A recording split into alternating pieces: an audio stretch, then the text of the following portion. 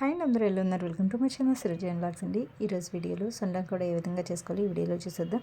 నేను second time అండి ఈ కర్రీ అయితే వండడం. నేనైతే ఎక్కువగా తినను. అమ్మ కూడా ఎప్పుడైనా తెస్తాను అన్న సొండం కూడా వద్దనే చెప్పేదాన్ని, ఎందుకంటే నాకు అంతగా నచ్చదు.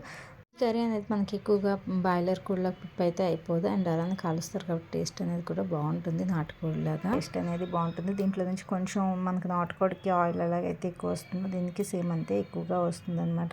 దీని ప్రాసెస్ ఏంటంటే, ముందుగా స్టవ్ వెలిగించి కుక్కర్ పెట్టుకుని ఆయిల్ వేసి ఆయిల్ హీట్ ఎక్కిన తర్వాత ఉల్లిపాయలు, పచ్చిమిర్చి, టమాటా, కరివేపాకు, అల్లం వెల్లుల్లి పేస్ట్ వేసుకోవాలి. వేగిపోయిన తర్వాత కడిగి పెట్టుకుని చికెన్ యాడ్ చేసుకొని సరిపడ ఉప్పు కూడా యాడ్ చేసుకొని అది మొత్తం ఆయిల్ తేలిపోయి ఆ పచ్చివాసన అంతా పోయి నీసు వాటర్ అంతా ఇంకిపోయినంత వరకు మగ్గించుకోవాలి. ఆ తర్వాత ఉప్పు, కారం, గరం మసాలా, చికెన్ మసాలా కూడా యాడ్ చేసుకొని అంతా ఒకసారి కలిపేసుకొని కొంచెం వాటర్ వేసి హైలో 2 సిమ్లో 2 విజిల్స్ తీసుకొని ఆపేసిన తర్వాత ఒకసారి వాటర్ ఉంటే దగ్గరికి ఇంకా పెట్టేసుకోవడమే. ఇంతేసి